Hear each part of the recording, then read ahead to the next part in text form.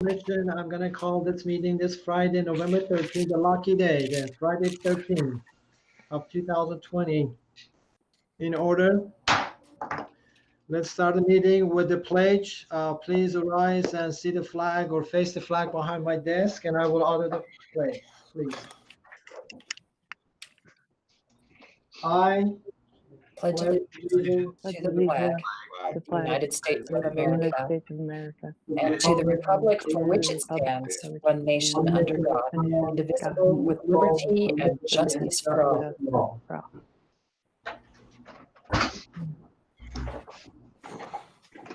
Thank you. And as usual, I need to read a Udot electronic meeting disclaimer to make sure that we are in order.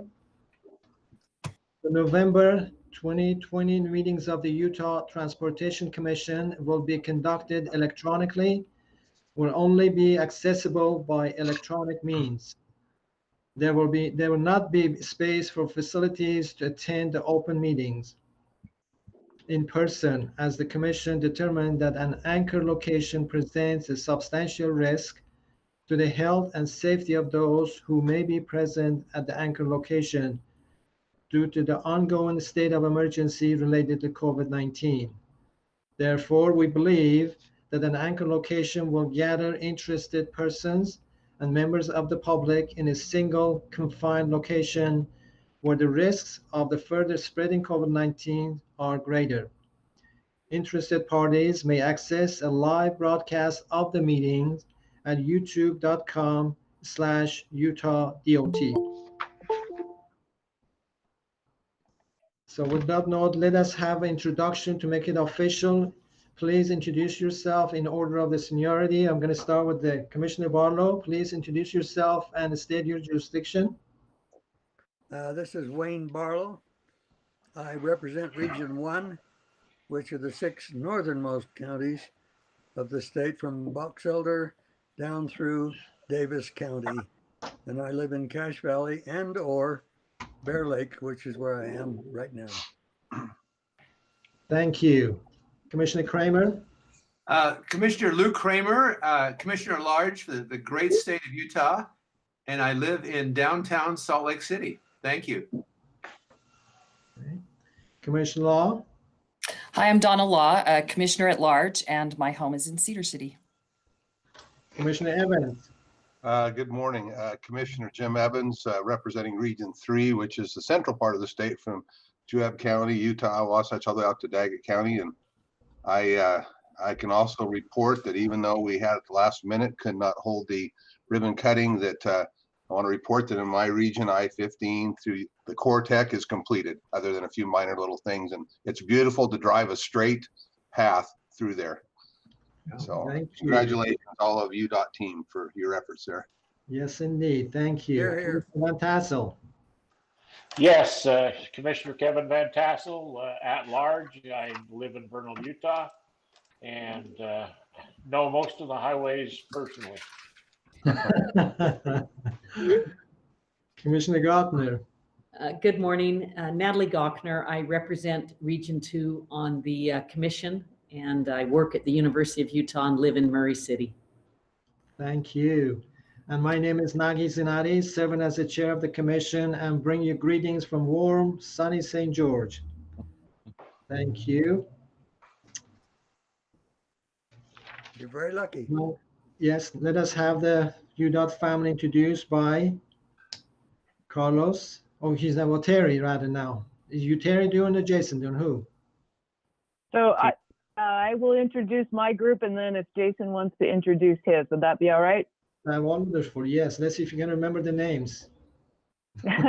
Well, I'm going to cheat, and I'm going to read down the list. You'll notice it'll be alphabetical. So, okay, so we've got Ben Hewitt from Program Development. We've got Eileen Barron, who is Communications for Planning and Investment. We have Heather Bartold, who's our Commission Assistant, as you well know. Ivan Hartle, our Program Director. We have, whoops, when I scroll, I can't see the names. So we have Jordan Lee, Technology and Innovations. Always glad to help everybody with their technology, as well as Carrie Ann Noble with Technology and Innovations. We've got, scrolling down the list, Nathan Lee, who's the Director of Technology and Innovations. We have Bob Pelly, who is our SIP coordinator. And I will go ahead and introduce Shane Young on behalf of Carlos. He's going to be talking about audit today. Okay. Jason. Okay. So we have Brad Palmer, Region 2 Program Manager, Charles Stormont, Right-of-Way Director. Did you get Grant, Terry Potter? Oh, I did not. Grant Potter, Region 2 Planner. See, that's where we kind of sometimes mess up about, who has the planners. So, they're at the region, but they're part of Terry's group. So we have Cade Roberts, Region 4 Program Manager. Chris Peterson, Director of Project Development. Lisa Wilson, Region 2 Director. Matt Parker, Region 3 Program Manager. Monty Aldridge, Region 4 Deputy Director. Rick Torgensen, Region 4 Director. Rob Clayton, Region 3 Director. Rob White, Region 1 Director. Robert Stewart, Operations Director. And I believe that completes the list of UDOT personnel. Wonderful. Thank you.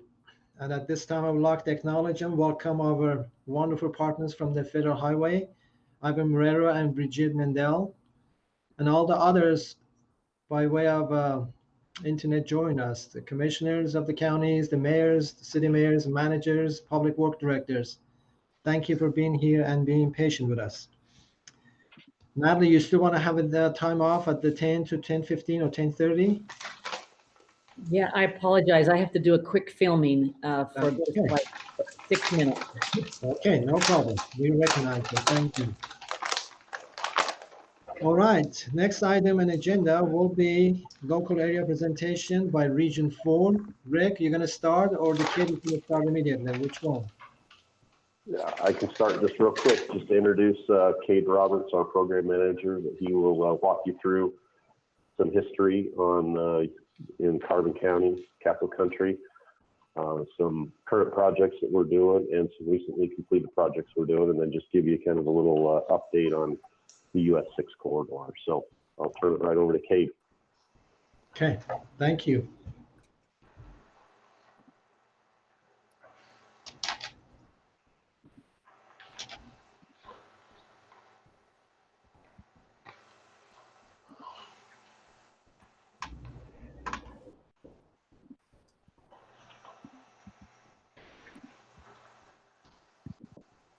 Excuse me, I'm on mute. Can you see my screen? Yes, we can. Okay. First of all, Nagi, we got to talk about your idea of warm. 35 degrees isn't warm. I'm freezing. Hey, it is warm. It is. Did you see that Ely and other places 5-0? Bryce County was 0. I know. Yeah, you're right. We can't be too picky. We're pretty blessed down here. But I appreciate the opportunity, commissioners, to do this presentation today.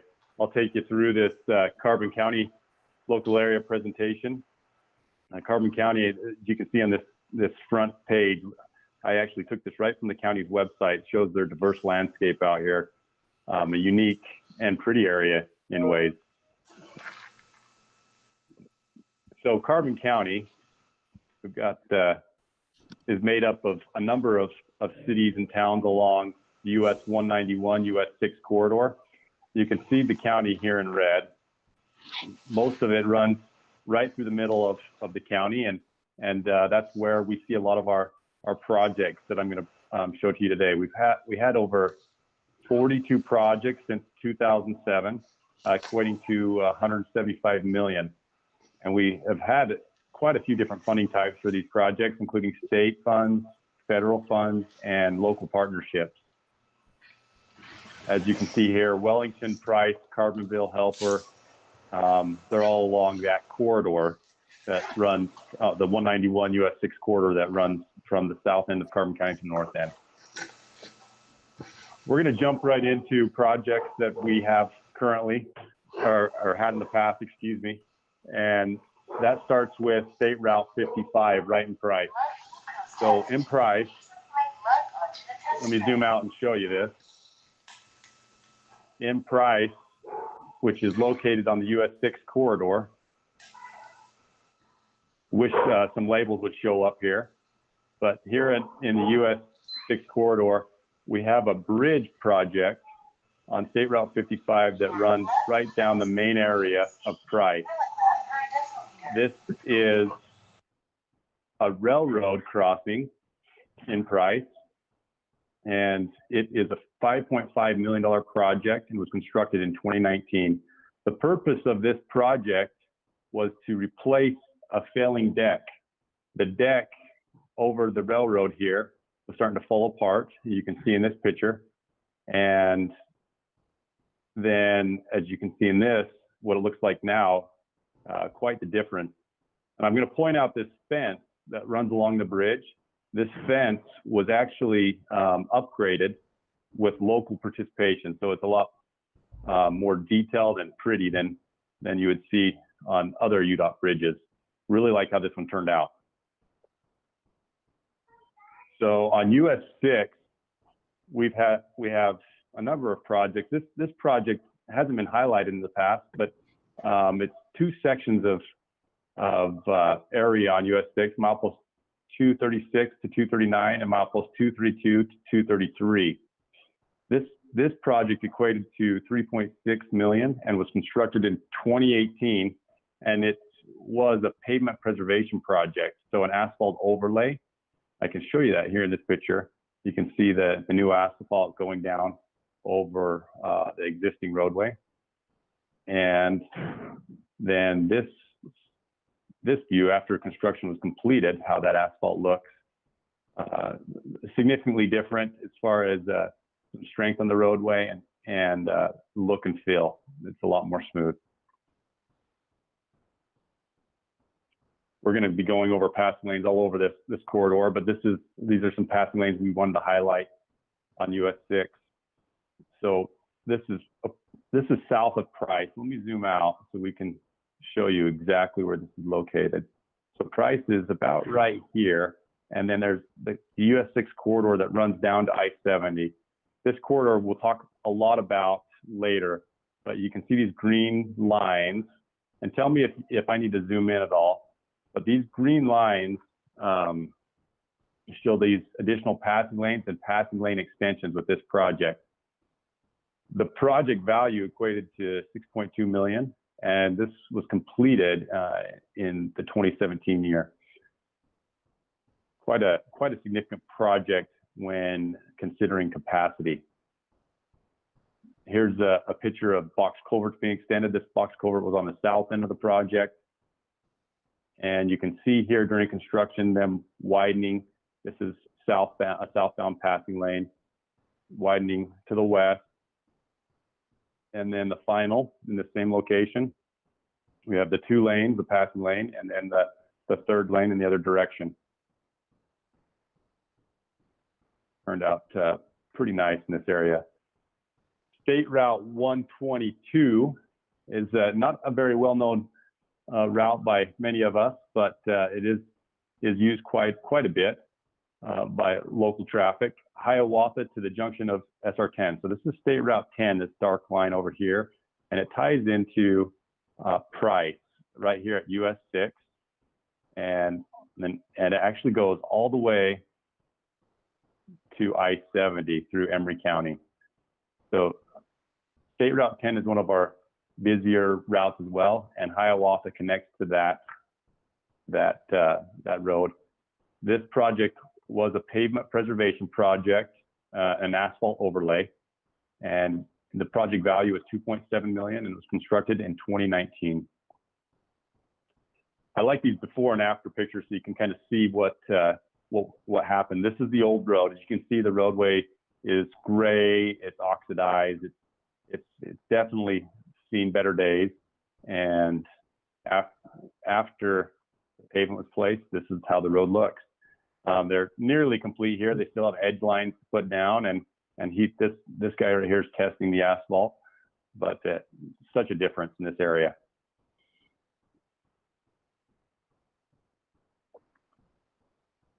The US 6 and 100 West Wellington warning signal. So US 6, this is the first signal that traffic hits as it's coming down through up the US 6 corridor. As it comes into US 6 corridor Wellington area, this is there's a light at 100 West, kind of a significant intersection. And this project was put together to install a warning signal at either end to warn traffic when this signal was red. You've seen those all over the state. This is kind of what they look like. Prepare to stop when flashing. So it flashes when the light's red and then goes off when it's not. And the total value of this project was $135,000 and constructed this last year.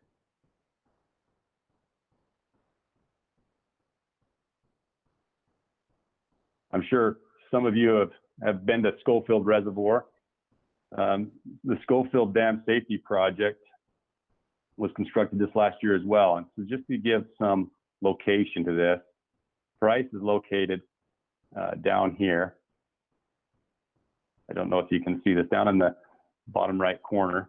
And so the Schofield Reservoir is northwest of Price, and the State Route 96 wraps around part of Schofield Reservoir, as you can kind of see here in yellow. This is the actual project limits in yellow. And the project itself was to add signage, curb warning signage, and guardrail to help people see and stay on the road. And this is kind of a view. There's probably prettier views out there, but I had to show the guardrail. This is a beautiful area.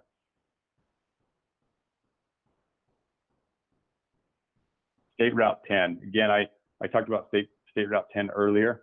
It connects clear from I-70 through Emery County and up into Price, connects to State Route or US 6. This project, as you can see here, this is although residential in nature out here, we have properties all along this corridor and a lot of turning movements into east-west roads.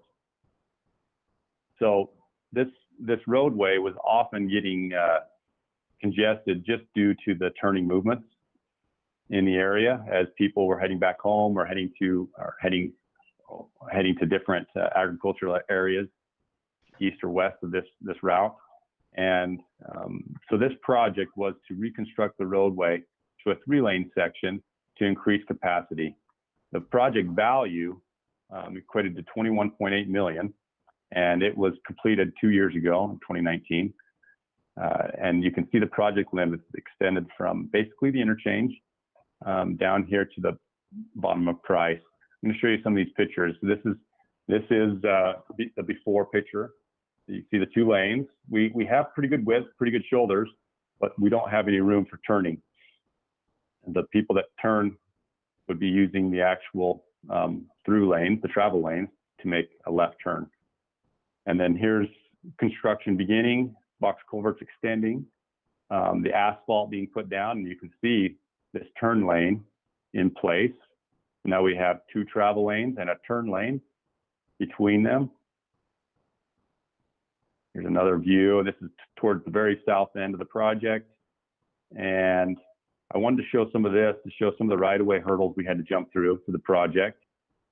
We had some houses that were really close and utilities, but the project came together really, really well. And as you drive through this area, it's really opened things up and made the turning movements easier and allowed traffic to flow more smoothly through a somewhat busy corridor here on State Route 10. One more here, kind of the last view.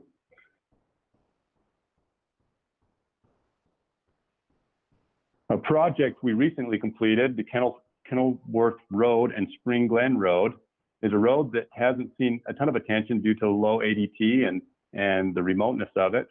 But as we've watched this road over the years, it has been getting older and more rough. And so this project was put together to add an asphalt overlay and fill to protect that roadway and improve the ride. So State Route 157, and let me show you where this is. Spring Glen. Spring Glen is located, this is Helper at the north end, and then Trice is down here in the south end, and then between the two, and there's Carbonville as well too, but Spring Glen is located between Helper and Price, and then Kenilworth is up here in the very end of this road, kind of the end of the T.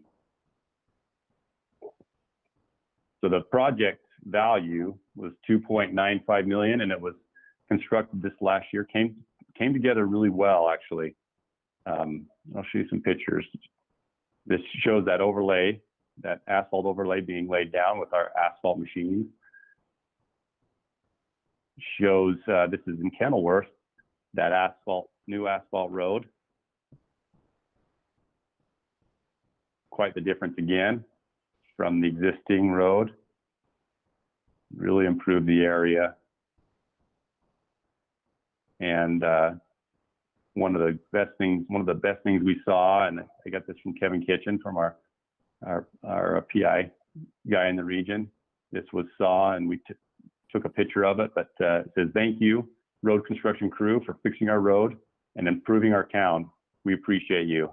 I mean, even if it is chalk art on a porch, we love it. So this was great to see that they were so happy to get this road improved in the area. I forgot to mention that this leg right here is the 139, excuse me, 163. About too many 160s in my mind. 139 and 157.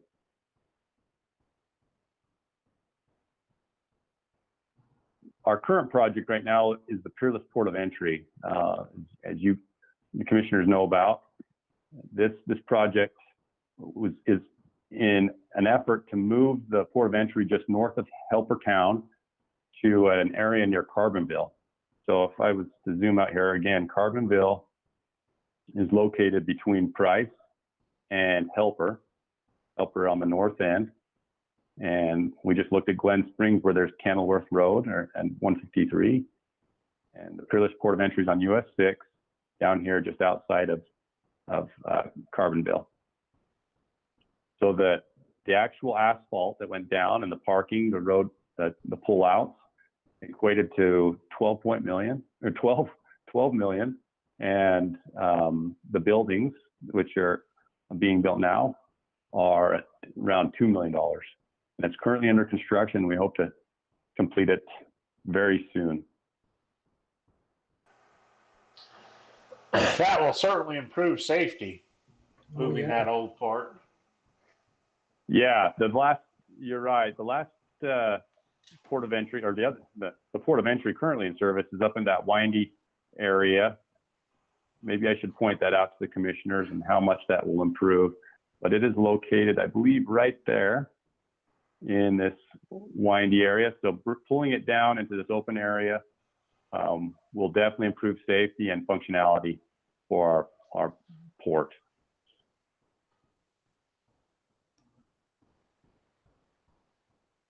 US 6 interchange study is a project that we're looking at right now. So this is on the east end of Price,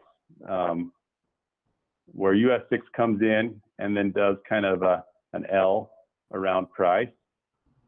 This is studying this interchange. So it's a $55,000 study, and we're looking at ways that we can make this interchange or curve safer, as well as reduce congestion with the turn there. It's almost complete, and I will gladly give anyone an update as soon as it is complete. It's a good project. So to finish off our local area presentation, this is we wanted to talk more about the capacity history of US 6 through the Carbon County area. In 2005, there was an EIS that was completed, and that as a result from the EIS, they recommended a 4-lane section from I-70 to Spanish Fork. And that can be seen in the EIS with this graphic. I don't know if that's too small for your eyes. I can zoom in if needs be. It's not terribly necessary to see all the details on this, but you can see the blue line is a recommended 4-lane section from Spanish Fork and with median barrier, and this green line is a recommended 4-lane section divided highway. So this capacity effort, because this is a major corridor for especially truck traffic, we've been working on that since this EIS, and the EIS was completed in 2005, and we've had capacity projects from 2006 to the present day. And I want to show you some of these graphics to show you the result of those capacity projects. So this graphic right here is the annual crash comparison. Now I'm going to try to explain this. It can be a little tricky. There's two things it's showing. This is the vehicle miles traveled. So you can see since 2000, the year 2000, the number of vehicles traveling US 6, once it hit about 2012, 2013, it's starting to really pick up. Now these blue lines show serious crashes on the roadway. And this is from I-70 to Spanish Fork, so that whole corridor. And you can see as these capacity projects were put into place in 2005, 2006, these crashes started to decrease. And then the ADT, the number of vehicles on the roadway increased, but those crashes haven't significantly increased either. So we feel like this is a huge success, considering this goal of ours to improve the capacity along US 6. This graph might be easier, the two graphs to really understand, but you can see that this is the annual crash rate on US 6, again from those same locations, Spanish Fork to I-70. And since 2000, you can see 2005 when we had that EIS completed, and in 2006, our capacity projects began, that even though the amount of miles being traveled on that roadway and amount of cars on that roadway has increased, the general trend of this graph is that crashes are being reduced, or the capacity issues that we had in the past are being reduced. And as a result, crashes aren't as common. I'd like to just compliment Udot. I've driven that road a lot the last 25 years, and the difference today of where we were, we don't see signs anymore. Governor Levitt, please do away with our death trap and those sort of things. And that traffic is flowing, and if people will be, take the weather into condition, that is as safe as road as we have in the state of Utah now with all the improvements we've done. Thank you. Commissioner Governor, go ahead. Yeah, thanks, Nagi. I just wanted to celebrate the moment as well. This has been, a real burden for the state to have had this road have so many tragic things happen, and I just love seeing that progress. I've been doing a lot of work in Utah's coal country, helping with economic development, and I have, I've noticed the improvements, and I just love seeing the data, so thank you. Thank you. Yeah, the data is really, sorry about that. What was that, Commissioner? Yes, go ahead, Commissioner Evans. I just wanted to add, mid-October, I had a chance to go down and want to talk to from Wellington down to 70, those passing lanes, pulling a boat down through there and back to Bullfrog. I thought as I was driving that, just what a great improvement as far as the safety. Never did not feel safe, and a lot of traffic there, but traffic was able to flow with those passing lanes, and it was just the right amount. So I just wanted to just add my thank you. It just really has made a big difference what you've done down there. Commissioner Kramer. I echo all those thoughts. And if people say the Wasatch Front only cares about the Wasatch Front and not our rural areas, these comments and the work that's done and the dollars put into it certainly shows how important and wonderful this Carbon County is, surrounding areas for this state. So, and Natalie, again, has been humble. She's done an incredible work down there with Carbon County, winning national acclaim for it. And there's some very smart things happening, and having these roads there to make it really is the added, what do they say, cherry on the sundae. So thanks for the work. Thank you. Thank you. I I couldn't agree more. I think and the data, I mean, I'm an engineer, so of course I love data. I see this data and it's like Christmas morning, you know, it's just, we're making a difference. So we keep this map up to date and we'll keep it up to date. So as the commissioners want more information on it, I can send you this map and you guys can look at the real-time data as we inputted it. So I wanted to highlight those projects that started in 2006, 2007. We've had 19 major projects in the area, and you can see the amount of money that we're spending on these projects. But these are the reason, in our opinion, that crashes are definitely reduced in the area. That you can see the most recent project happened in 2018, so a couple years ago, but it was extending those passing lanes and adding multiple passing lanes on that US 6 corridor just north of I-70. Here's a list of those. Current projects, we have a short list of current projects, but they're significant. We have the Peerless Port of Entry that we highlighted today and that East Price Interchange. These will have a great effect on the US 6 corridor as well. We do want to highlight this section from Wellington or Price, even Price, to I-70. So I-70 is down here. And you can see this color coding. And if I was to bring up the legend, it shows that the green is 3 lanes in the eastbound direction. The yellow is 3 lanes in the westbound direction. And when we say 2 to 1, what it means is we have passing lanes in each direction, and there's no more than 6 miles that span between each passing lane. So if you have an eastbound passing lane, you'll have another eastbound passing lane in 6 miles. So what this has done is drivers know that they'll have another passing opportunity when it next down to a 2-lane section. You can see the red, the 2-lane section. So you'll have a westbound passing lane, an eastbound passing lane, a 2-lane section, a westbound passing lane, an eastbound passing lane, and a 2-lane section.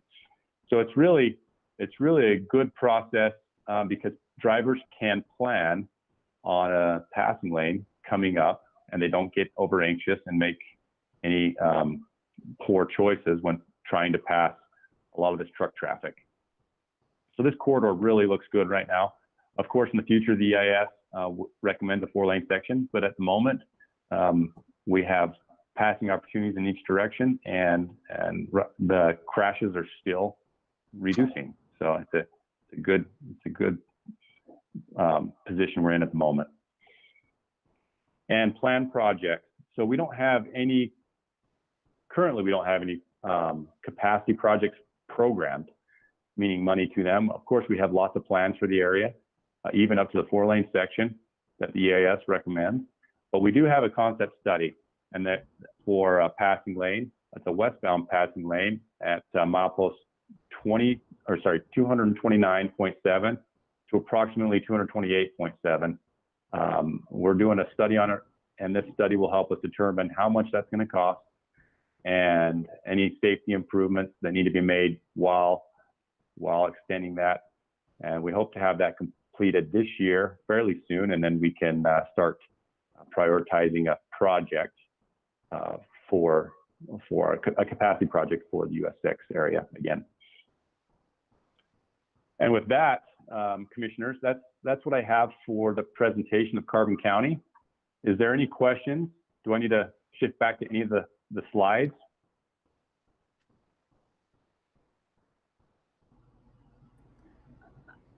I'll have one question, Nagi, if that's okay. Go ahead, please. I wrote it down because I probably wasn't following it. I don't know State Route 10, but you walked through that a bit. I'm just curious about the road that goes from Price to Castledale. I know there's been a lot of construction there, and I didn't know if that was State Route 10 or which one that is, but I wanted you to comment on it, and then I would have a comment. Okay, let me turn, Monty, if you're on, do you have any comments on that? So it would be this, where is it here? Let me zoom out, I can highlight that. This main Yeah. stretch between Carbon and Emery County. Yeah, Mr. Chair, Yeah. Go ahead, I'll go please. ahead. Yes, this is Monty, and yes, Commissioner, that is the State Route 10 that actually goes from Price all the way to I-70 and does pass through Castledale. And we did a project on the Main Street in those communities in Carbon and Emery County with Barron and Castledale last year Yeah, okay. and completed. Let me mention to the commissioners why I brought it up. I just think it's an interesting thing. You know, economies don't respect political boundaries. They don't know when you're in Carbon and when you're in Emery. And some of the work we've done at the Gardner Institute has shown us that the strongest economic region in our state is Carbon and Emery County. And by strongest, I just mean they're connected. They share the same workforce. They have the same purchasing patterns. They're a closed economy, if you will. And I just think that's really interesting. And so therefore that thoroughfare that connects Carbon and Emery County is vital to that region. So I just thought the commissioners would find that really interesting as we look at purchasing patterns and commuting patterns among counties, that those two counties they should be one county in my judgment. Yeah, there's definitely a blurred line there. Yeah, we appreciate those comments, Commissioner, and we also view that State Route 10 as an extremely important corridor for the region.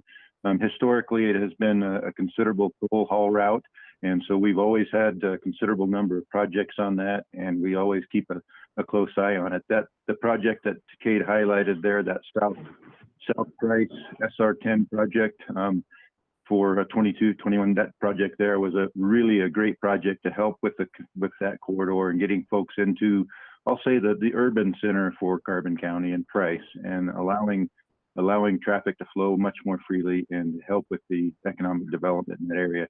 And by the way, that was also one of the early digital delivery projects, and it was very exciting to see some of the technology that was used on that.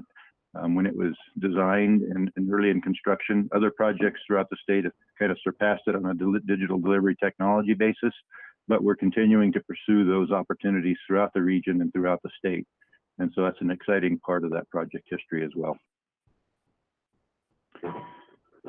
Any other questions?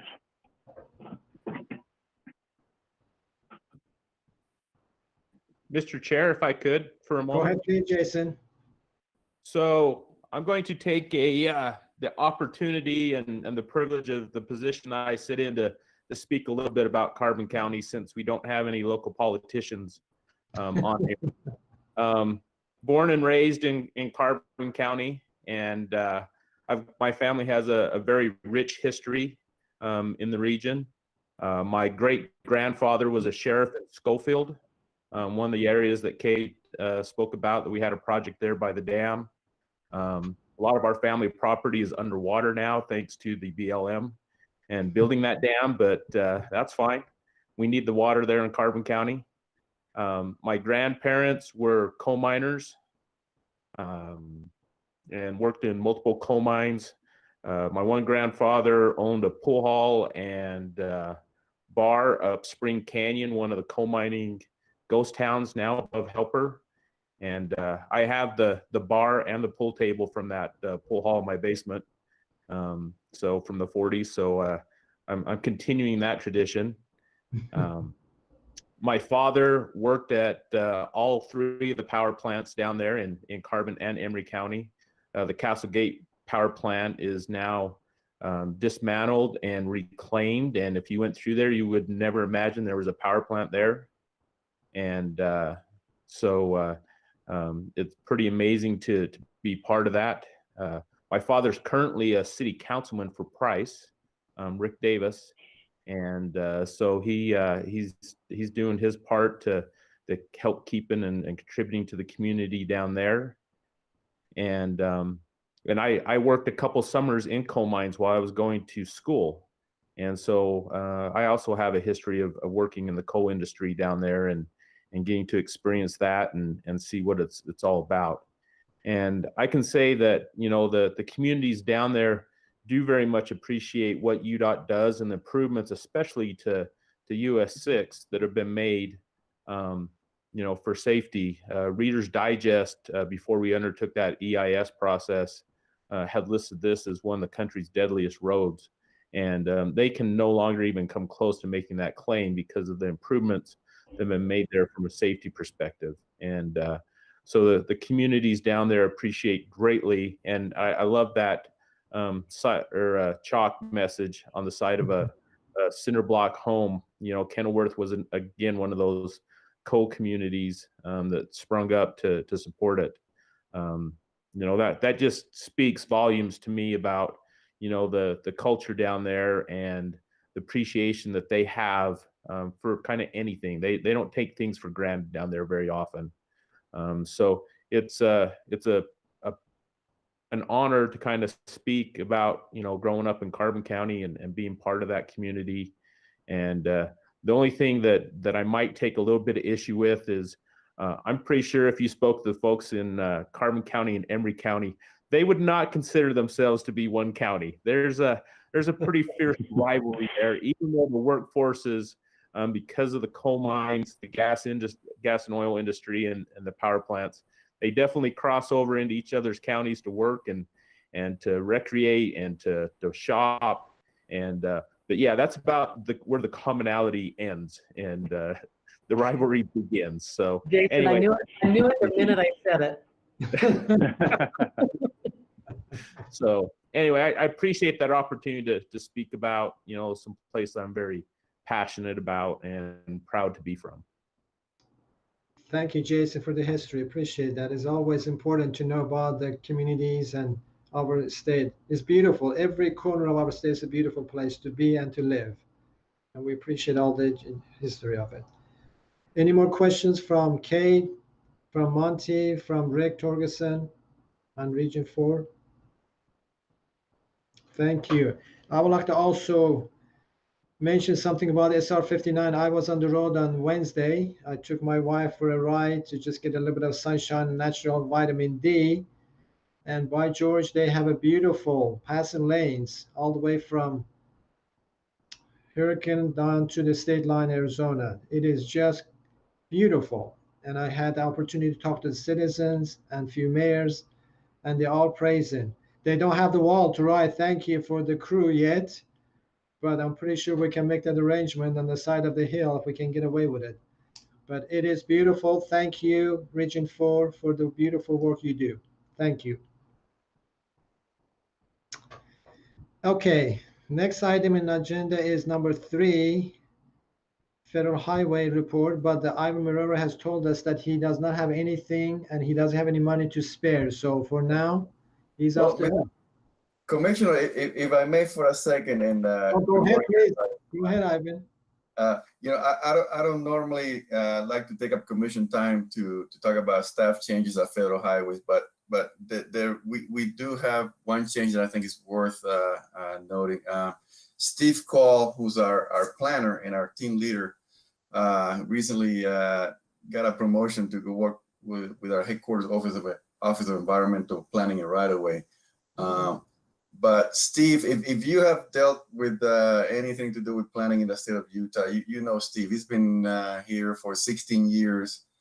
And I would venture to say that he has pretty much trained just about every planner in the state and the MPO. So, you know, he's part of the reason why the state of Utah and the MPOs are considered some of the best planners in the nation. And we're gonna miss Steve greatly. Let me see if I can show his picture here and embarrass him a little bit. I do have, let's see if this works. Okay, here we go. It's not the best picture of Steve, but I was scrambling around to find one as we were talking. He doesn't normally dress this fancy for the office, but this is Steve. He got the word that he was got the promotion about a week ago, and I think this is the first time we've actually announced it. But we are greatly gonna miss Steve. If you ever met him, he's just the most outgoing guy. He just puts a smile on anybody's face. Always smiling. Always has a great attitude. And but we're gonna miss him greatly. He will still remain in Utah, even though he's gonna go work in headquarters. He will still be based here in Utah. So we will be seeing him around. And my challenge now is to find somebody as good as Steve to take his spot. So anyway, I just wanted to take a few minutes to recognize Steve, but he has really been a great asset to us here in Utah. So thank you for your time. And congratulations to Steve. Thank you. Okay, I move on to next item on agenda, number 4, Udot scoreboard. Chris Peterson and Robert Stewart will present that number 4. Good morning, Commissioners. Mr. Chair, thank you for being able to take a couple minutes of your time. I am sharing my screen. Please let me know if you can see that before I begin. Great. So we are continuing to progress along. Despite all the challenges that we see, you'll see that the Commission has approved over 650 projects that we are working on.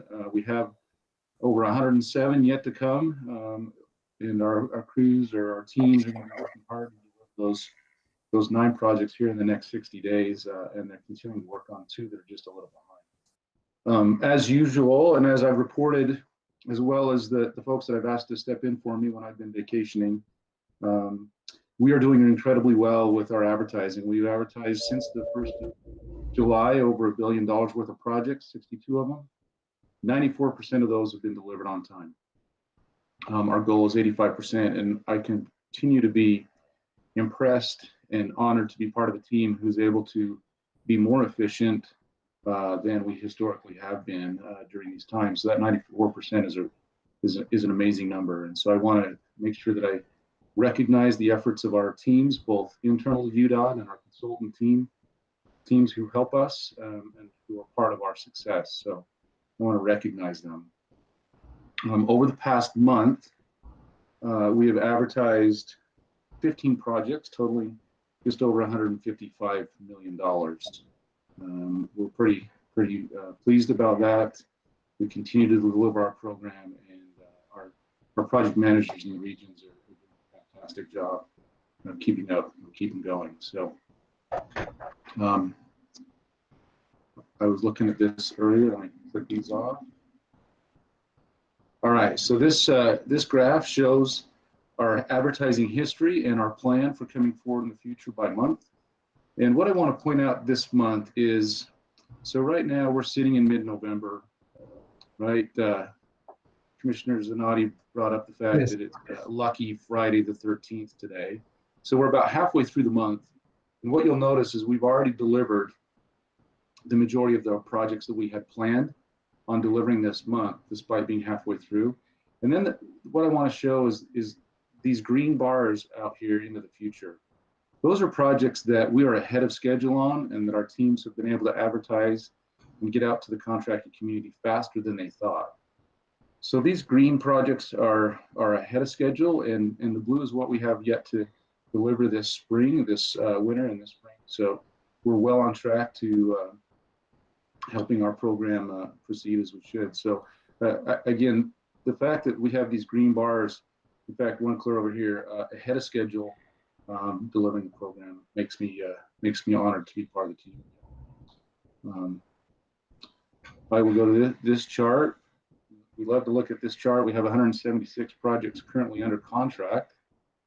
We have, of those contracts, we've spent just under $1.5 billion, and we paid out and completed the work for those projects.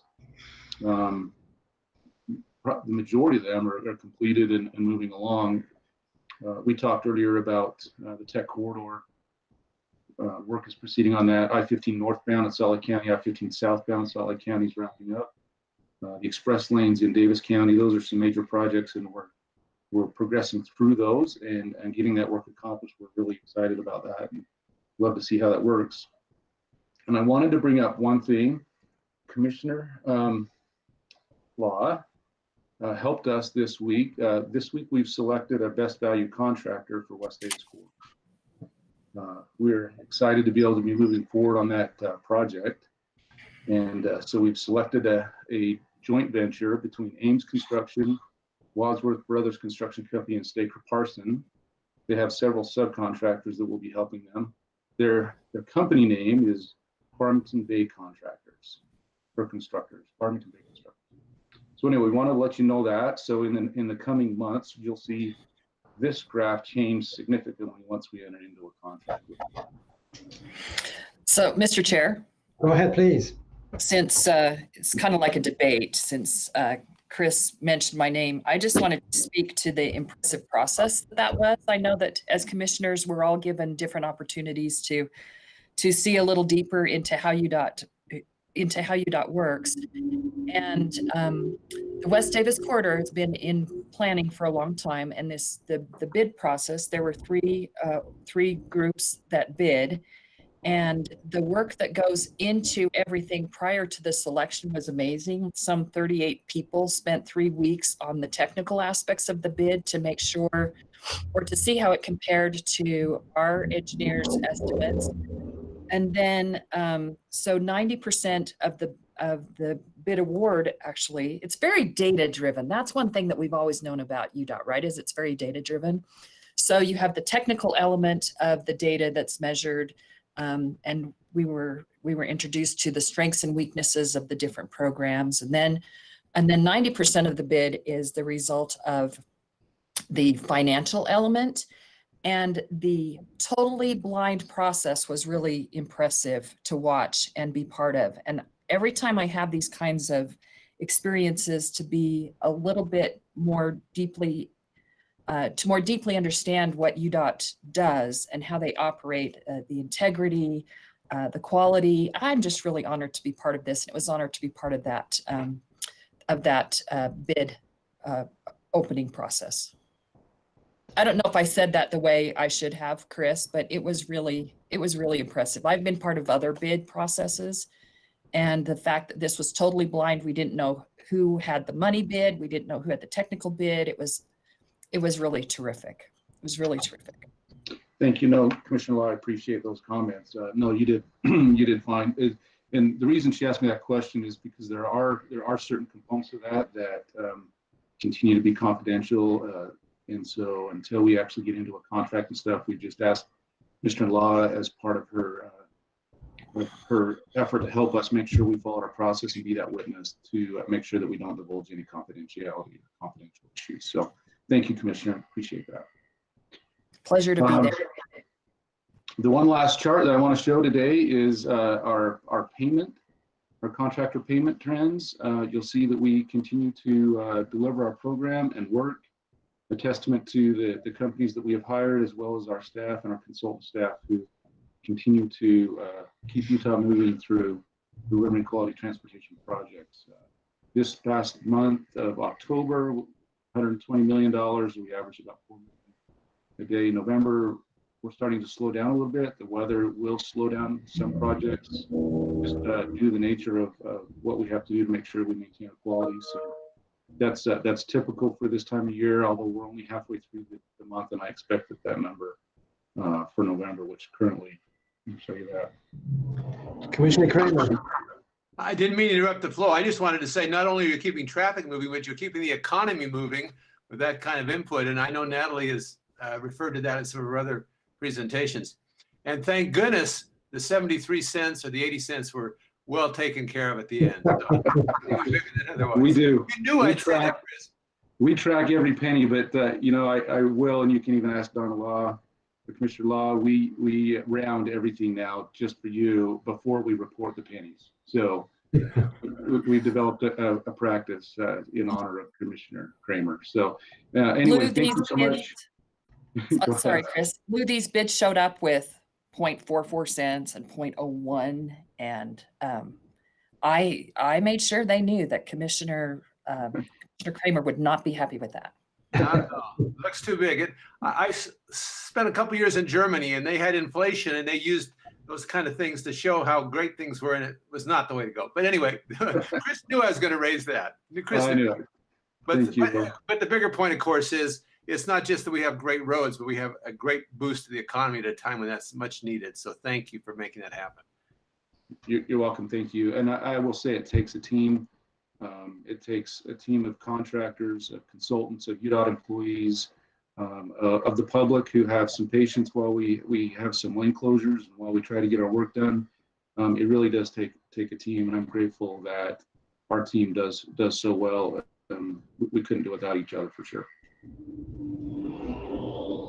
That said, I'll entertain any questions if you have any further questions. Well, thank you, Chris. You answered all the questions we had. Thank you. Great presentation. Thank you. Robert, you have the time. Thank you, Mr. Chairman, Commission. I'm going to present my screen. At the risk of this being like a love fest for Region 4, I'd like to just pile on a little bit. You know, I've been with this company for 20 years, right? So I probably see things in a little bit different lens, but I like to bounce things off my mother because she's not me by a long stretch. But you know, she's one of those people that you can't force me to wear a seatbelt sort of people. So I like to bounce things off of her as a realism sort of thing. And she was going to go to Moab for no reason at all the other day. And my first thought was, oh man, be careful, right? US 6. And then I thought, no, you know what? We've really improved that road quite a bit. And I don't have to worry about her traveling to US 6. And so I'd like to just also extend my gratitude for Region 4 and what they've done on that. So getting into the presentation a little bit, this is, once again, is our dashboard for safety. So we've officially passed the actual fatalities for 2019. That isn't unexpected, but it really is kind of a bummer to actually get there. So we're not hitting our target. We're not projected to hit our target. And so we need to redouble our efforts in that arena. Internal fatalities, we're still looking good there. Traffic injuries are actually above target again. Our internal injury rate continues to be where we want it, although it is trending in the wrong direction. Crashes are down, and this is just like I reported last month. This is the same trend that we're seeing nationally, which is crashes are down. The severity of those crashes is up.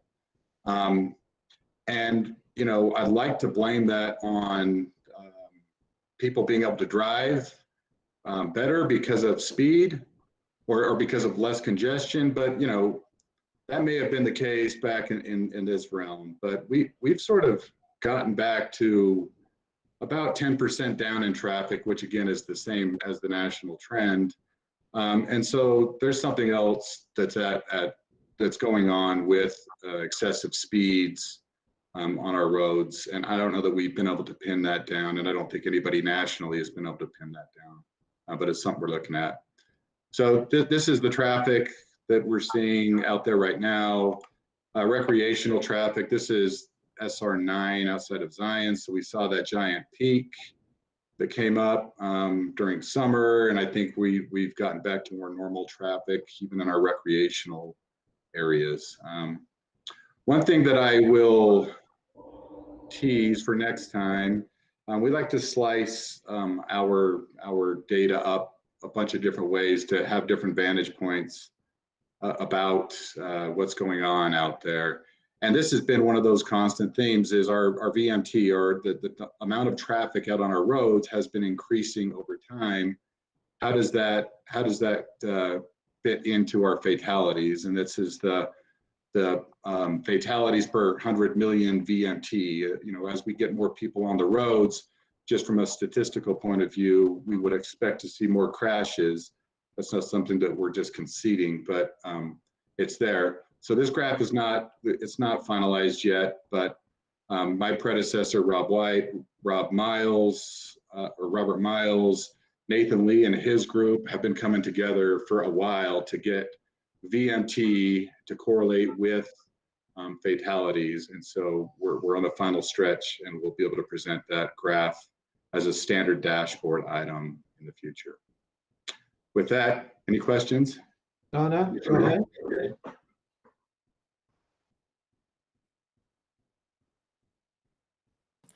The stress of unmuting properly.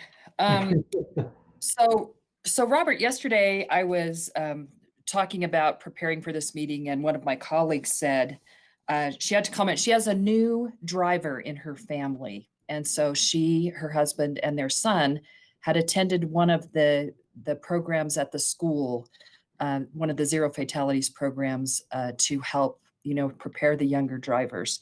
And it was really rewarding. She said that how that work was presented kind of scared the bejeebies out of her. But what that actually had done was she'd already changed behaviors based on that education process. And so I just wanted to pass on that commendation about how that is influencing drivers and also their parents. We're none of us too old to learn how to do it better. So thank you for that work. Thank you. I appreciate that. One thing that I would add, I was watching a national presentation yesterday, and one of the presenters had come up with a sort of a philosophical thing, which is all of us as drivers do things every single day in the name of safety. We put a seatbelt on. I hope everybody here puts a seatbelt on. The example that they had brought up is two parents are going to go out. One person has a beer at dinner and chooses to have the spouse drive. Those are things that we're doing safety-wise, and I think that it's important to communicate that to our children or to anybody else that, hey, I'm putting a seatbelt on because it protects us, right? I'm having your mom drive because it's not safe for me. Like that sort of resonated with me, and I hope to be able to communicate more of the things that we're doing as a DOT, just in that same realm at future meetings. So. Are those kinds of trainings available just for the general public on our website so that it could be spread via social media or just part of a general campaign? It was impactful enough for Sarah that it made me want to maybe see it and be reminded, and maybe share that with other members of my family or other friends, just to see how we can help make the roads more safe. Yeah, I don't think that is available online, but that's a great suggestion to see if we can get that content publicized. Okay. Any other questions from Robert? Good job. Thank you. Item number 5 in your agenda is the public comments. I think as of this morning, we have received 1 written comment and 1 live that Commissioner Kramer is going to talk about. So Eileen Barron, you are up for the report.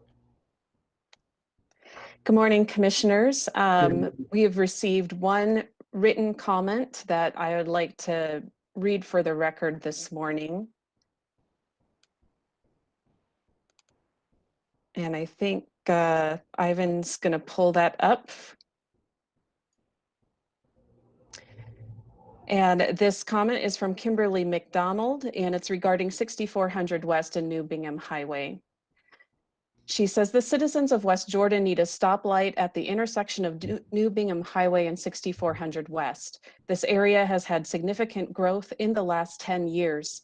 This is a 4-way intersection which intersects 2 large subdivisions and a main thoroughfare for large industrial trucks, semi-trucks coming from Rio Tinto, Kennecott, and the local industrial park traffic. And most recently, the addition of a new elementary school bringing additional traffic to this intersection. This intersection has become very unsafe, specifically because of the 50-mile-per-hour speed on New Bingham Highway and the size of the vehicles and the volume of traffic. I am suggesting that a traffic light gets placed ASAP.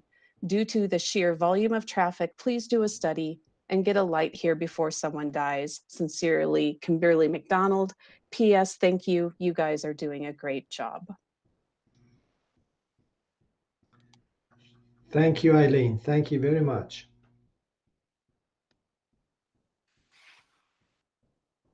Commissioner Kramer, you had some concern or some comments? Thank you, Mr. Chairman. I don't have this is not in writing, but I've had a couple comments just actually yesterday. about folks concerned now that the snow is falling. That we figured out that there's going to be some skiers up at Snowbird. There was concerns about whether Udot was going to enforce parking along those roads, given the expected high likelihood of a lot of folks wanting to drive and park along those roadways. I guess this is a common problem. Not being a skier, I haven't experienced this myself, but it was pretty vehement. It's probably better that I report this in verbally instead of something that had been in writing, because they were just saying, come on, guys, we got to take care of all this huge traffic up there. I did note that today the Central Wasatch Commission is holding a hearing today and tomorrow about transportation up in the Wasatch Front, including the aerial corridor and other things like that. And maybe that's what triggered these two comments that I was got on the telephone. So I throw that into the mix as well with the winter skiing coming. Mr. Chair, Go ahead. Perhaps Lisa Wilson from Region 2 could comment about the parking up the canyon and what things are being done as we move into the winter season here. Okay. Thanks, Jason. Thanks, Lisa. So we do recognize that there's going to be a lot more vehicle travel this year up those canyons. UTA has limited capacity in the buses, and people are really wanting to be outside. So we've been working really closely with UPD, the town of Alta, town of Brighton, all of the ski resorts on a plan to try and help control that a little bit. The ski resorts are monitoring their parking lots. When they're full, it'll be communicated out to the public. Roadway parking has been an issue for several years. Last year, you probably noticed we did have to have uphill restrictions in both canyons several times. We do anticipate that happening again this year. There's a media event on Monday to let the public know kind of what these plans are and what to expect up these canyons this winter. But we're definitely concerned, and COVID definitely adds an added layer of complication. So. Okay. Thank you, Lisa. Go ahead, Commissioner Todd. I think this is such an interesting topic. It'll be interesting to watch how this plays out. You know, I do expect us to have less destination skiers in our state, and so, but we'll have more resident skiers. So it'll be interesting to see how those affect each other in the canyons. Sure. Any other questions, comments? Thank you, Lisa. Go ahead. Moving on to the next item, item number 6 under the business items. Consent agenda is the number 1 that we're going to discuss, and followed by number 7, program development. Ivan Harder will present those 2 items.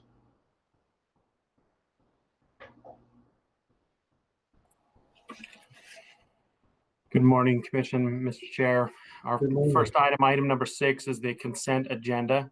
Just to review, for the commission minutes and the funding adjustments for this month, we do have one addition. It's a correction of the September 18th commission meeting, where in the minutes we had a change that we needed to highlight. Shown here, we'll just skip down to the actual copy of the minutes. Okay.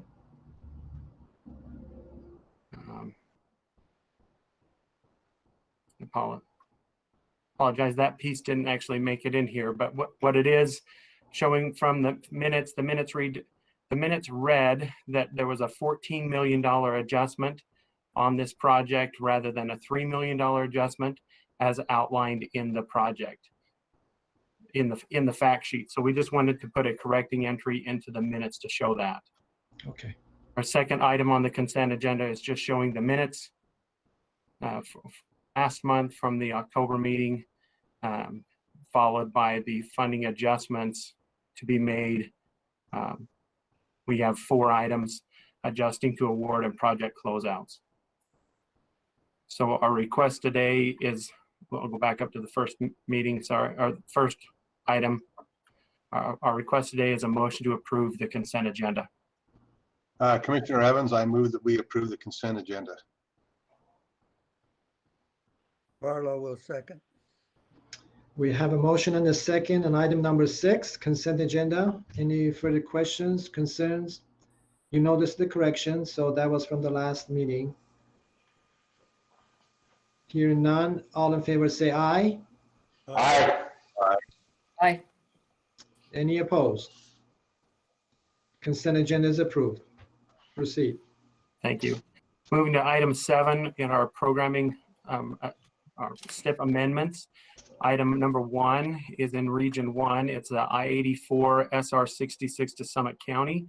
It's a funding and scope adjustment between these 3 program and fund type adjustments on this $8.2 million project.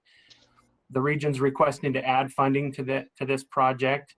The additional scope is to address potholing and writing surfaces on bridges within the project limits, and also to address some centerline concrete barriers in the project limits. Within the project right now, there are barriers that meet current standards and barriers that do not meet current standards that are past their service life. The proposed barrier will be taller in locations due to the large volume of trucks that travel through the narrow curvy section of this canyon. Located here on our map on I-84.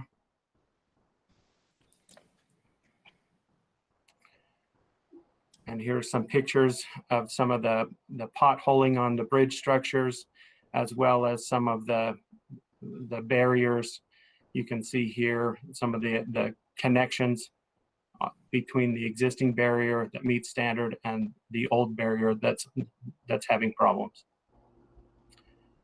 Our request today is for a motion to add funding and scope to the I-84 SR66 to Summit County as detailed. I'll make that motion, Nagi. Smedley. I'll second. This is Barlow. There's a motion and a second, item 7-1. Any questions, concerns? See none, all in favor say aye. Aye. Any opposed? Thank you. 7-1 is approved. Thank you. Item number 2 is the US 191 Moonshine Arch Access Road. It's a new project, new transportation solutions project for $1.5 million. I will scroll down to show you on the map, located just north of Vernal and Steinecker State Park. The way that the road currently comes up northbound on 191, this is the current access road. You can see it attaches or connects with 191 at a high angle. The county would like to put in this red line, the future access road here, connecting at a perpendicular angle, which will provide better safety. The region would like to add a northbound turning lane here, and then the southbound lanes, they will extend the shoulder on southbound on US 191 at a proposed project value of $1.5 million. So our request today is a motion to add the proposed project to the current STIP as detailed. Mr. Chairman. Go ahead. Commissioner Van Tassel, I would move that we approve this. This arch has got more and more visitation, and getting away from that curve will be a big plus for the safety and the movement of people. So motion to approve. Commissioner Long, second. Thank you. We have a motion and a second. Any further questions, concerns? I have a question. Go ahead, please. Will the high angle turn, will that road go away, or will it just be less used because of the improved future access? I'd like to phone a friend. Looks like Rob just unmuted his mic. Okay, thanks, Ivan. Yes, Commissioner, the idea is for that road to definitely wouldn't be the primary access, and the signing would be relocated on US 191. The county and Vernal City is just they're in the process of completing a wayfinding sign project to provide guidance for people visiting all these locations. Those signs were just installed at this current location. Those would be relocated. There's access issues with taking that road away. The county would be more familiar with some of those. in our conceptual discussions, it has been that that road would be eliminated. So hopefully that would be the resolution of that. Thanks for the information. I would believe that that access where it's currently going off of, even under the best of situations, isn't very good. So the normal flow will be up to the new access. It would be a tremendous improvement because, like you said, the visitation is increasing. There's a current project to improve the trailhead with parking and signing. It's a little bit ambiguous right now where you're supposed to go. So I think visitation is not even as high as it will be when all of this is worked out and we get everything put in place. So. Okay. Thank you, Rob. Any other questions? Seeing none, all in favor say aye. Aye. Aye. Any opposed? Item number 7-2 is approved. Thank you. Our next item 7-3 is an SR 114 realignment in Orem, the signal at 400 North. This is a closeout project that the region would like to close out and remove the remaining funds. This project cannot be completed until the Union Pacific line has removed the tracks, which is currently now projected to 2023. Region 3 proposes to make these funds available on current priorities and will return in a future workshop after the railroad tracks removal has occurred. We are just closing this project because some expenses have hit on this project, $44,000 of hit to the project. So we'll just close out the project, adjust the scope to the current, to the completed work, and then have that money to move to another project. Located here on our map, you can see the S curve on 400 North and 114, and this being the track line right here, comes about halfway through that S curve. Our request today is a motion to close SR 114, the realignment and signal at 400 North in Orem project as detailed. So moved. This is Commissioner Evans. Van Tassel seconds. Okay. There's a motion and a second on item 3. Ivan, are you going to make Union Pacific to pay for the extra cost of delaying the project? I will let Rob answer that question. No, they aren't sunk costs. We just have we've done some preliminary type investigation and we'll be able to use the information that we generated there when we actually pursue this project in earnest later in a couple of years. Okay. So. Any other questions on item number 3? Seeing none, all in favor of the item number 3, say aye. Aye. Aye. Any opposed? Item 7-3 is approved. Thank you. Item number 4, also located in Region 3, is the US 89, which is 500 West, 500 South to Bulldog Boulevard in Provo. It's an addition of funds of this $22 million project. The purpose of the US 89, 500 West, 500 South Bulldog project was to reconstruct 89 from 300 South to 800 North and change the pavement from asphalt to concrete, as well as to add a new storm drain in 500 South to 800 North. During construction, the project experienced significant scheduling delays due to utility conflicts. These conflicts necessitated some redesign, which resulted in adding a secondary sewer main line and other utility improvements. This delayed the construction from a 2 construction season with 2019 and 2020 into a 3rd construction season, which is 2021. The request of funding will cover the scheduling delays, some cold weather concrete expenses for early removal of traffic restrictions, and adding the secondary sewer main line, several other utility changes, and additional contingency to cover construction through next spring and the closeout process. Located here on our map in Provo. And our request today is a motion to add funds to the US 89 500 West, 500 South Bulldog Boulevard in Provo project as detailed. Rob, what is the purpose behind or reason behind the changing from the asphalt to concrete? Because of the cold season? The decision was made north and south of this project to build the 89 in concrete through Provo, and so the consistency was the driver to convert this to concrete. Do you have any other perspective, Matt? No, that's correct. We looked at, excuse me, this is Matt Parker from Region 3. Anyway, we a while ago, we went through and looked at all our corridors, I-15, US 89, and all the urban areas. And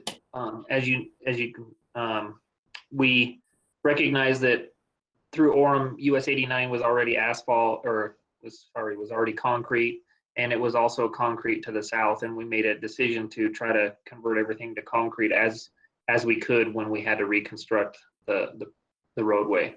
So it was a strategic plan that we're implementing as we reconstruct. So Nagi, can I just ask a little bit beyond that? So I have a desire for consistency, but maybe you could just remind me or maybe teach me for the first time, I'm not sure which, the advantages of concrete versus asphalt, and if that has to do with high volume or city traffic, or what kind of goes into that general question?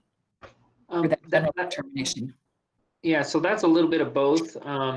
So the concrete has a longer life, so a longer service life, and you're actually you're not going through so you're only going in to do some asphalt or concrete work every 10 years.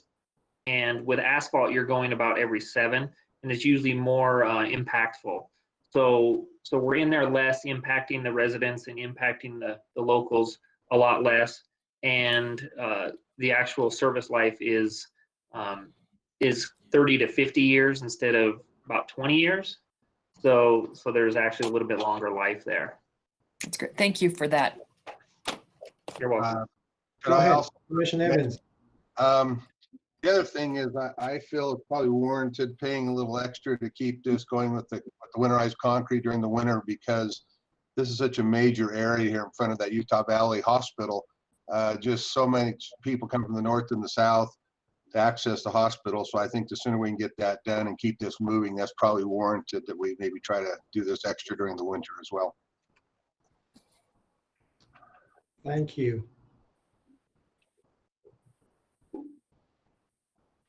Mr. Chair, are you waiting for a motion? I'll move to approve. Ivans, are you done with your presentation on this particular one? I am. Okay, yes, go ahead, please. I move to approve this project. And I'd second. Okay, there's a motion and a second, and item number 4.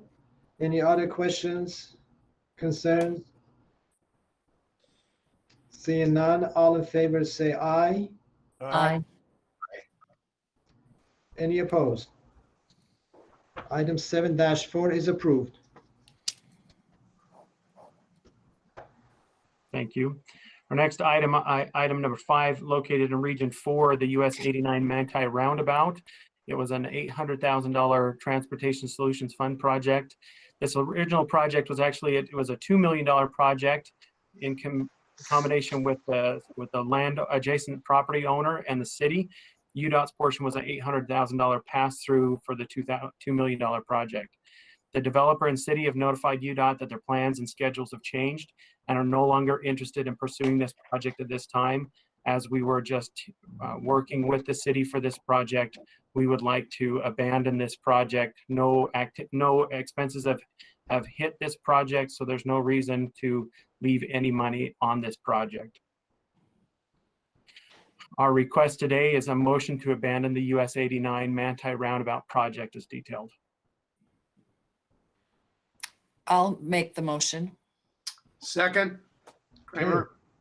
There's a motion and a second. Any other questions? It's just abandoning the projects. There's nothing spent, nothing been spent yet. So all in favor say aye. Aye. Any opposed? Item 7-5 is approved. Thank you. Our next item 7B, this is informational only. Recently, we received the UTA Public Transit Program, the fiscal year 2021 to 2026. They're requesting that this be added to the statewide transportation improvement program. Mountain Land Association of Governments presented this to their MPO Regional Planning Committee on November 5th and approved that TIP amendment. Wasatch Front Regional Council, they presented this yesterday and approved to their TIP. Again, this is an informational only item only for this month. UDOT will present any comments received next month and present for approval to amend into our current STIP. Also included in the packet of information is their updated public transit program. There was three additions. I believe it was 2 in Wasatch Front Regional Council area and 1 in Mountain Land Association of Governments. So there are several pages of this information, and at the very bottom is their capital plan. This capital plan is the same that was approved last month. They're currently working on updating their capital, their 5-year capital plan, and we'll present this back at a later time. So again, this item is just informational for this month, and we will return next month with any comments received through our the public comment process. Mr. Chairman, I just wanted to say the other meeting recently when we had Kent Millington and Carlton Christensen and Ms. Holbrook, I thought that was very helpful because we're all in this together. I think most of my friends think I work for UTA and their buses are unhappy, so they call me. I mean, we just have that tight relationship, and the more that we can build on that for common progress and good is all very positive for us, I think. So thank you for letting us be part of this, and we should spend more time probably with our UTA colleagues. It's nice to have former Chairman Millington there as a bridge. Sure. Well, if you quit moonlighting as a driver for UTA, they will not call you. Well, the tips aren't as nearly as good as my Uber driving, so I'm going to stick with Uber. So, but it is important. People don't understand, and I mean, I can understand that. What, you know, it's not their challenge, but we are the ones that have to make that bridge work. So, yeah. Thank you for your leadership on this. Ivan did a good job. Thank you. Thank you for your presentation. Appreciate it very much. Item number 8 in the agenda is the corridor preservation. Charles Stormont is going to be presenting that item. Good morning, commissioners. Can you hear me okay? Yes, thank you. Okay, I'm going to pull up my screen really quickly.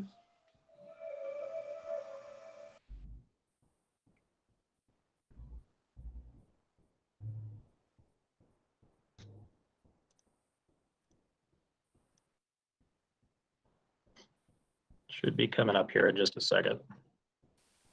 Yes.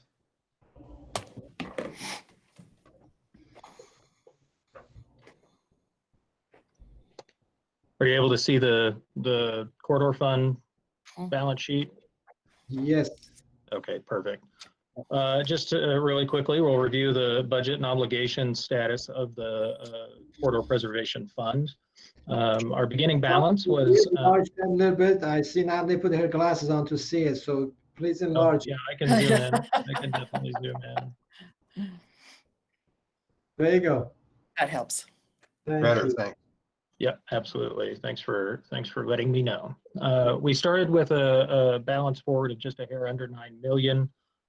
We had revenue of just over 500,000. I would point out, I think the last time we spoke, we had seen a record low in motor vehicle rental tax revenue. We have seen a little bit of a rebound. We're now up above $400,000 in revenue from that source, which is the main source of income to the fund. It seems folks are a little bit tired of being cooped up and are starting to get out and use rental cars, and I think even rental recreational vehicles a little more often, which for the corridor fund is good news. Our property management revenue continues to be steady at just over $72,000. Our property manager, Diana Lecca, is incredible and does a really good job managing over 300 parcels that we have in sort of a pre-project status. A little bit of interest. The net effect of the revenue and some expenses we've seen brings us to a fund balance of just under 9.5 million. We have a handful of parcels that are still in process. I would point out that a couple of these are aging, and Diane McGuire is working to move those forward. A couple of these we may need to revisit as time has passed, and for a variety of reasons we have not been able to get these closed. We may need to revisit value, but before we proceeded with that, we would certainly bring it back to the advisory council and the commission. But at this time we have just under $3 million obligated and not yet dispersed, leaving a fund balance of just over 6.7 million. We have one request that we will present to you today. If that were approved, we would commit another 470,000, leaving a balance of just under 6.3 million. Are there any questions? I see Commissioner Gochner has her glasses back on. I can zoom in more if I need to. Okay. Good. All right. Well, if there are no questions, and I'm happy to come back to that if you need a moment, but I'll move into the Openshaw item that we have today. We have the fact sheet with some details on it that we'll review, but I love a good picture. We'll start zoomed in. You can see that the Openshaw parcel lies along the planned SR-73 route, directly under the freeway and frontage road. I'd also point out there's a detention pond here that is planned as part of it. I'll move up just a little bit to give you a little bit higher level overview of the corridor preservation work we have done in this area. You'll recall last month we spoke about the Prince property, which is still in process, but you can see each of these orange parcels are parcels that we have acquired over the last 3 years to start preserving this corridor. The Openshaw parcel falls right here along Bobcat Way and the SR-73 route. The exact address is 2224 East Bobcat Way in Eagle Mountain. The Openshaw family has lived here for about 16 years. The husband has recently retired from active military duty, and they're looking to downsize and looking to move outside of Utah. They are concerned that if they list their list their home for sale, given the planned project and the public information around it, they would not be able to sell their home. So they've reached out to Udot. It's a 3-bedroom, 2-bath home, approximately 3,200 square feet on 1 acre of property that has appraised for $470,000. Our request to the commission today would be your approval to proceed to obligate the Corridor Preservation Fund and move forward with the acquisition of the Openshaw property at the appraised value of $470,000. This is Barlow. I move for approval. Law second.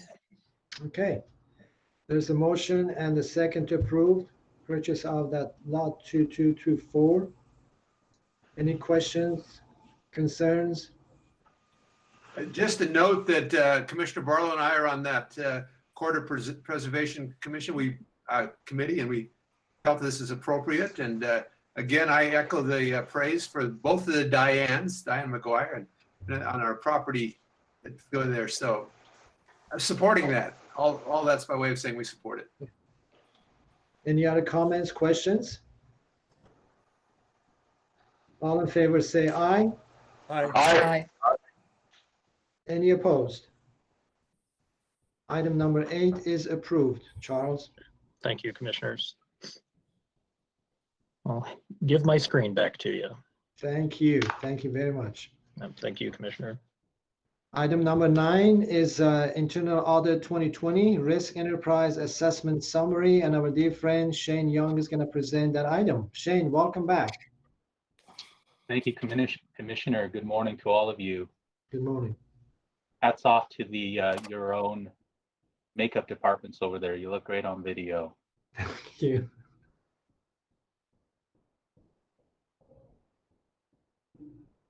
I'd like to present to you for your consideration the summary of UDOT's enterprise risk assessment efforts for this year, as well as recommended changes that we like to make to our projected internal audit project schedule.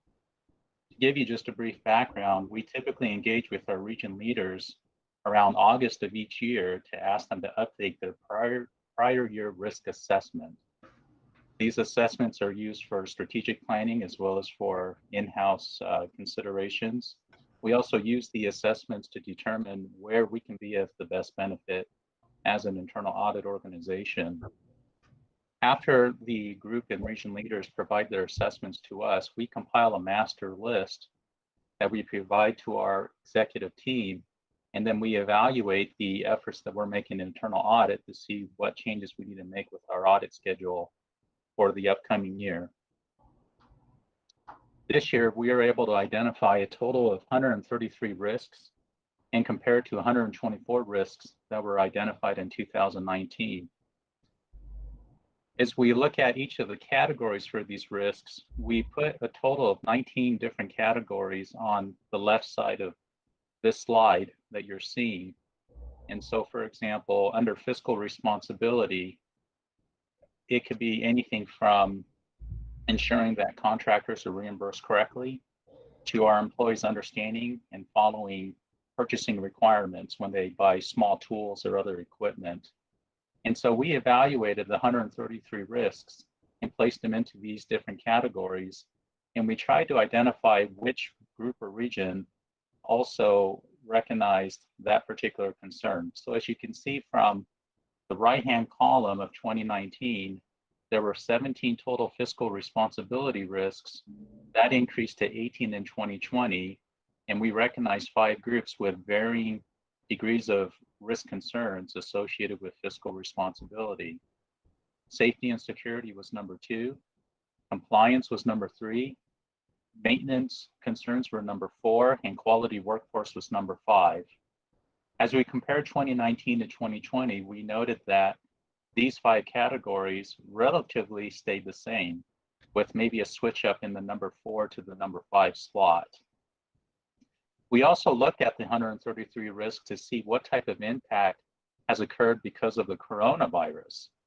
And so each group and region expressed something here and there within their individual risk assessments that we compiled about concerns or potential vulnerabilities due to trying to operate business in a pandemic.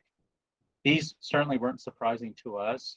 We summarized the COVID-related risks into these 7 categories, which the most common one we found was the concern of maintaining personal safety for our employees as well as our customers was the highest thing that we saw in our risk assessment, their abilities to carry out their duties.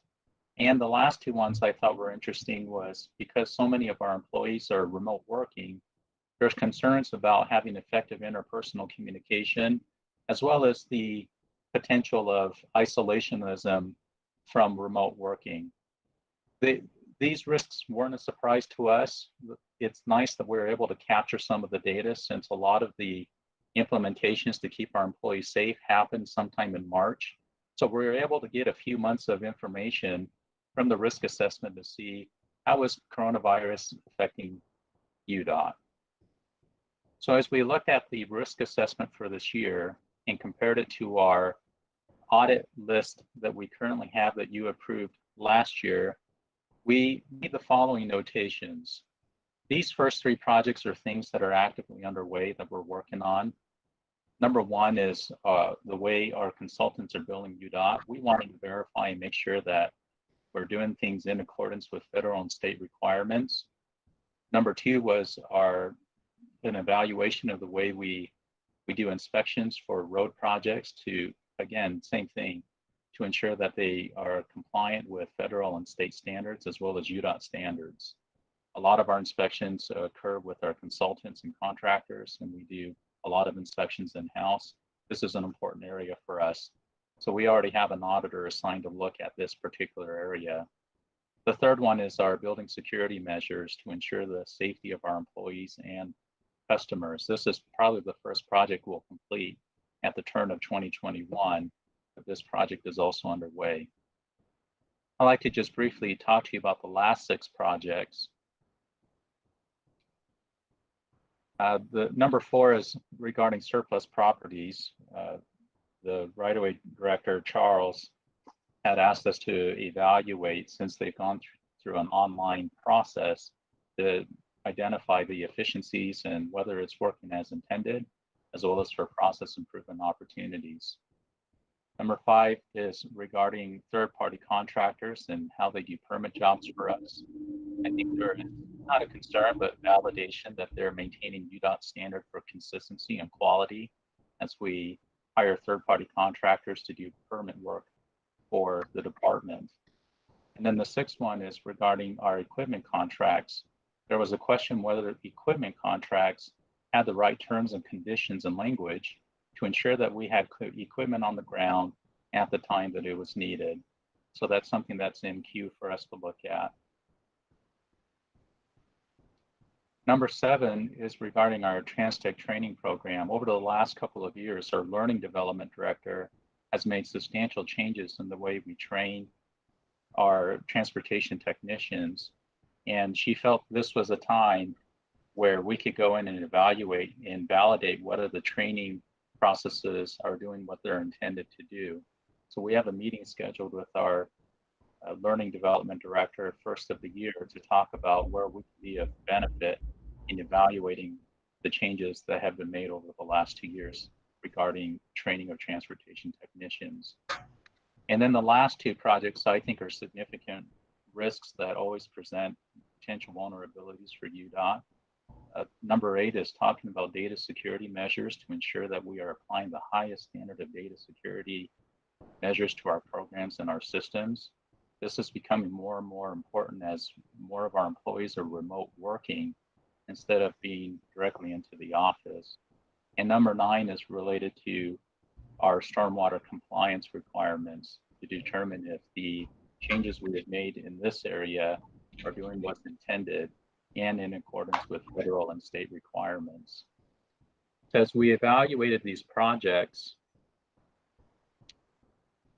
I'm going to stop sharing real quick. As we evaluated the 9 projects that we currently have on schedule, and we compared it to the 2020 risk assessment to the 2019, we are making no recommendations on changes to these projects. We'll continue to work on what we have on our list, as well as management requests and concerns that come into our hotline. But we will provide to you in the upcoming commission meeting our project list for 2021, which shouldn't have any changes for your approval. But we wanted to present to you the summary of our risk assessments efforts for this year and the reasons why we feel no changes are necessary, at least on our end, to make any revisions. However, with that in mind, as this commission body approves the efforts we make in our performance audit area, if there are any particular requests that you would like us to look at, you are certainly welcome to provide those requests to us. So my plan is to get you a summary sheet of what we would like to work on. And if there's any information from now until the next commission meeting, we'll incorporate any requests or suggestions that you have. Okay. Are there any questions that I can answer? I just want to say I appreciate the effort. This is not the fun stuff probably to get to present and get to work on, but it's certainly meaningful, and we appreciate the work that you do to help keep UDOT safe and moving. Thank you. Go ahead. Mr. Chairman. Terry. May I just add to this and say that I just wanted to thank Shane for his work, because he has developed a level of trust with everyone in our organization, and many of these things on this list come from the bottom up, and they're things that we say to Shane, we want you to look at. And I was back at the region when Shane first came, and we got our group together, and it took a little while for everybody to warm up to the idea that we were inviting the auditor in and telling them all the things that we thought might be problematic for us. It's making us a better organization. And so I just want to express my appreciation for Shane and how he's done his job that's gotten people to trust him. And I think having a bottom-up process like this is really healthy for our organization. So. And by way of information, I sit in the audit committee with Shane, and he is very, very kind, cordial, and very detailed. And he has no agenda, I promise you that. He just tried to make sure that we're doing our jobs right, at Udot and every department. And I ask specific questions every time, and they've been wonderful to answer and inform me, educate me. So thank you, Shane, for your department and your staff and all that committee that works with you and for you. Thank you. We appreciate your detailed and information that you try to guide us throughout the year. Thank you. Thank you. Well, we appreciate it as well. And I fail to recognize Jimmy Holfelds is with me as well from our department. And it's reciprocal. Our success is greatly dependent on the support and cooperation and the faith and trust Udot provides. And we certainly don't take it for granted. So thank you. The feedback is appreciated. Thank you. Well, our last item is the information for the commission. Next, or the last meeting of this year is going to be at December 11, and I kind of 100% certainty will be the virtual meeting. And Carlos and I, Terry, when Jason, we talked yesterday or the day before. Unfortunately, there's no Christmas gathering either. So this year, so you have to get your own turkey for that purpose. Any other report? Yes, Donna. Mr. Chair, I know in the past that there's been some opportunity to give as being part of the Udot family. And if something like that is still an opportunity, I would be interested in making sure that we're all given the opportunity to participate. Yes, the charitable donation is open, and it's still they're gathering the money if they can. So yes, talk to Heather. She will direct you how to send your money in. Okay, thanks. Yeah, they're doing it right now as we speak. Commissioner Barlow. Yes, I believe my term will expire, my second term, in April next year. And I'm hopeful that we might at least have one in-person meeting before that happens. Aww. We are going for it. We're praying for it sincerely, and I promise you we will make one before you leave, before any one of us leave anywhere. So that is my goal, and that is the Carlos's goal. We are tired of these virtual things, but it's done. Thank you very much. In honor of Commissioner Barlow, we need to make that up at Garden City so we can have a Bear Lake raspberry shake with him. Yes. Yes, Commissioner Kramer. Mr. Chairman, I don't think we mentioned about this disconcerting phone calls that some of us got yesterday from Mr. Jason Davis after hearing our deputy director's illustrious background with his grandfather as a sheriff and all. Maybe it's much more understandable than it was earlier, but maybe we could hear from Mr. Davis for a minute. Is he back? I thought a few minutes ago he left the building. Elvis left the building a few minutes ago. I don't know if he's back. Jason, you're back with us? I shunned him. So I will have one more opportunity at the December commission meeting to speak, but yes, I did the decision recently to retire at the end of the year. It is one of maybe the hardest decision I've ever had to make. All the other decisions that I've made in my life were pretty easy, getting married and having kids and everything else. But having been with the department for almost 27 years and it being the only job I've had since I graduated from college, it is a very difficult decision to make. And I've enjoyed my time here, and I wasn't really going to go into my, farewell speech at this time, but I did appreciate the opportunity to share that information with the commissioners recently outside of this meeting, and appreciated their kind words and thoughts. And didn't surprise me at all, because they're such great people, as well as the employees at Udot, and the thoughts that I've had that I've received since the announcement was made. So anyway, thank you for that, and looking forward to one more commission meeting before I sell off into the sunset. All in favor of denying the motion for his retirement, say aye. Aye. Jason, would you care to share with us what you're going to be doing? Fishing, he said. Yeah, sure. I'm doing like many others have done before me. I still need to work. I haven't hit the Powerball, so I will be going over to the consultant side and hopefully contributing and helping Udot in that fashion, working for Avenue Consultants. So looking forward to that new stage, that new opportunity to contribute in a different fashion. So that will be my next step. Best of luck to you. Yeah. Thank you. You'll be missed. We'll say this all again next month too, Jason, if you haven't changed your mind. Okay, sounds good. You're terrific. Thank you. Well, my friends, in 2 weeks' time, we will celebrate the Feast of Thanksgiving. And I would like to take this opportunity personally to thank my Heavenly Father for sending you to my life and the opportunity to serve together in this worthy cause of the responsibility we have for the citizens of Utah. When you are summoned by your husbands or your wives to go buy a turkey, please prayerfully consider buying two, one small, one large. And I hope and pray that you will be directed by the time you get out of the shopping center to deliver one to one of the neighbors who will be less fortunate than you are. And please consider giving the large one to that neighbor. And remember, this is the hardest year we have had.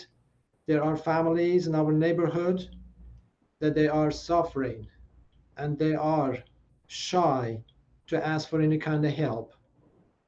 Please, either by way of donating to Udot or by way of just taking care of your neighbors, do that. And just remember, we're all in together. Love one another, care for one another, and this is going to be the greatest season. It was a great lesson for all of us to learn, to be with our families, to assess our own lives, to take care of the needy ones, take care of the neighbors and elderly. And just remember also during the holiday season, drive slowly. And remember this, better to be late at the pearly gate than be on time in the hell. It is not worth it. That is my last counsel to you for the year. So please let us make sure that we are safe during the holiday season.